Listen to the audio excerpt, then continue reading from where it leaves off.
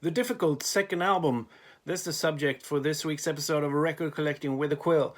I was sitting here listening to Cheap Trick, actually, the In Color album, their second album, and realized what a fantastic album it is. And they were really on point from the get-go.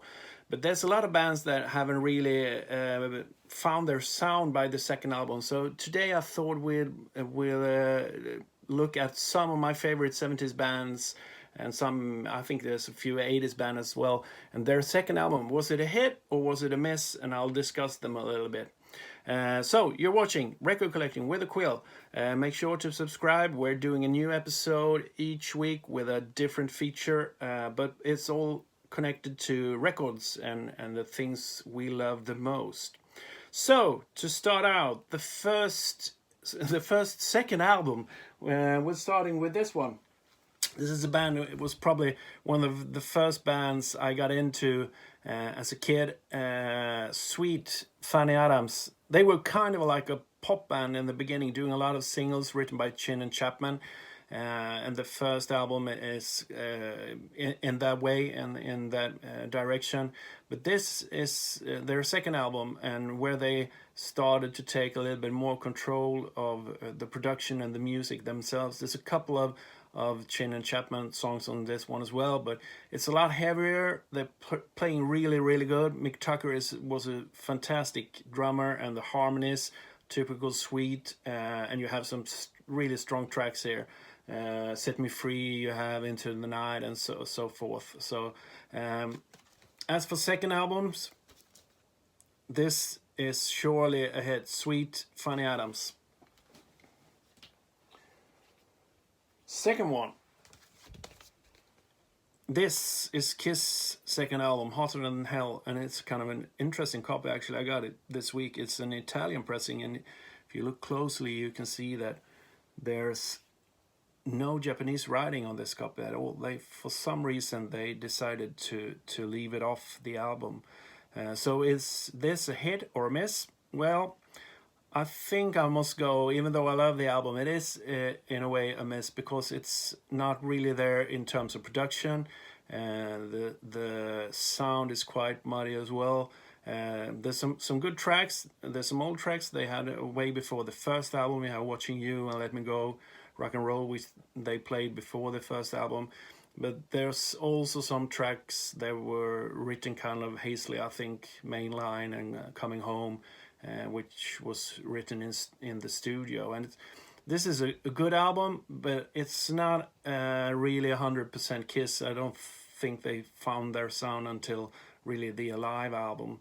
But nonetheless, it's cool. There's some really cool tracks, but this is an album that could really use a remix, even though I think the master tapes are long gone. But it's a cool one, but it's still a miss in my book.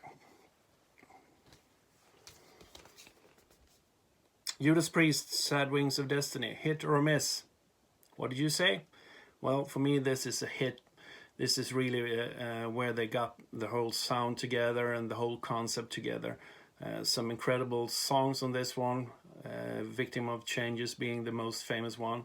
But in terms of, I really love the really dry production as well, and the whole concept is coming together. It's just typical Judas Priest, whereas the first album is a little bit more progressive, I think, the rock and roll album.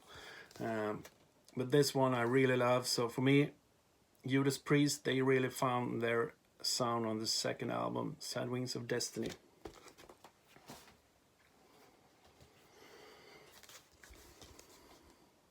Iron Maiden, Killers, their second album. What do you say, a hit or a miss? Well, I must say it's a miss, and I will probably be killed by Iron Maiden fans. I love this album. It's probably actually my favorite Iron Maiden album. But in terms of the whole concept of Iron Maiden, it's lacking, I think, mainly in the songwriting department. The first album is a lot stronger tracks. What this one has that the first one doesn't is first Martin Birch as the producer. This is sounding amazing. And it also has Adrian Smith on guitar. It's really important. And I love Paul Di'Anno's singing on this one. but I think, and they will probably be the first one to agree, that the band Iron Maiden really found their sound when they added Bruce Dickinson on the next album, Number of the Beast, and also the songwriting on that album is a lot better than on this one. There's some great tracks on this one as well. I love Murders in the Rue Morgue, I love Killers, but there's also some tracks that are not that good. Still good, but not that good.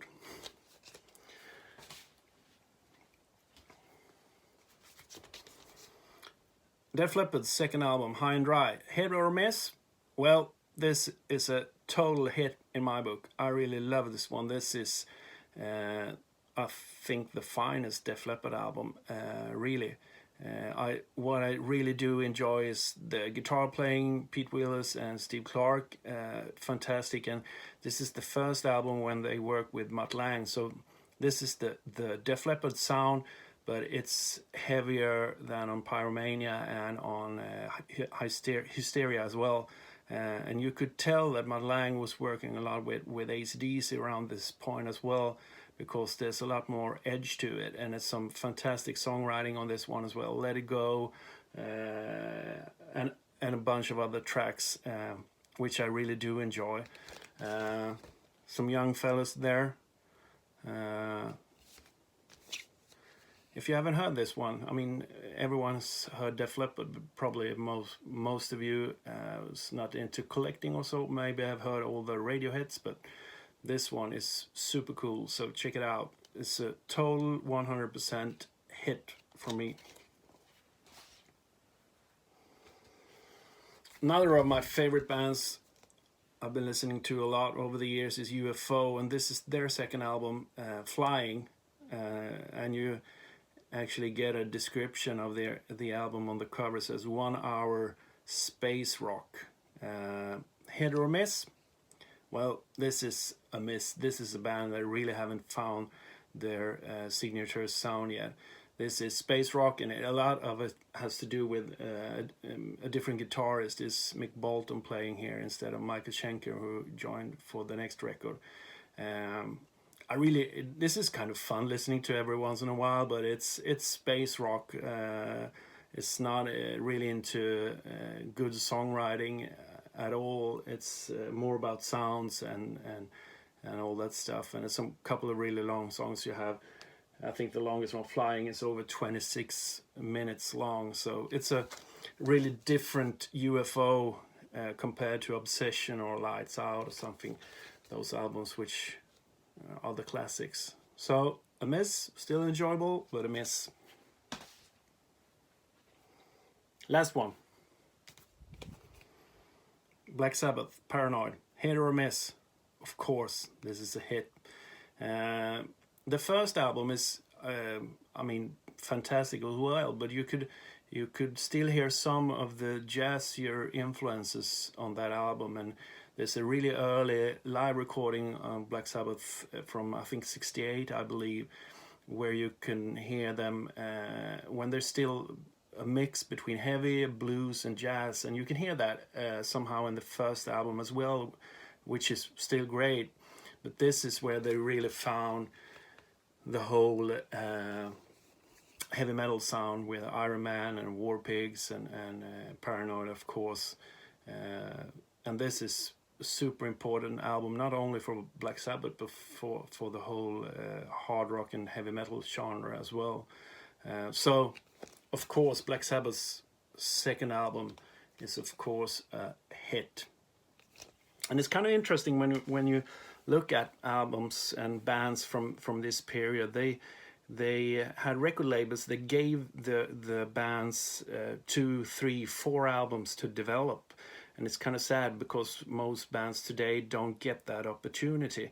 And one might wonder what would have happened with some of the bands around today if they had record labels that believed in them and gave them, as I said, 3 or 4 albums to develop and found their sound and getting better at writing songs, etc.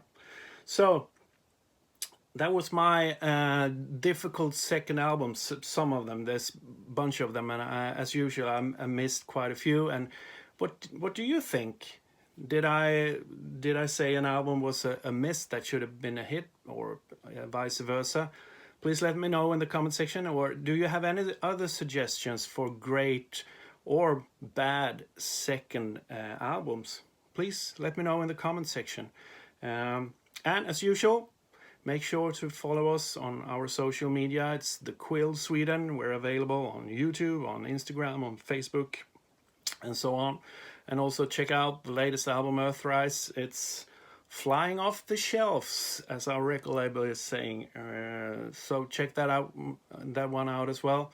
I'm gonna post some links to some of the videos as well. So cheers and thanks for watching, and see you all next Sunday.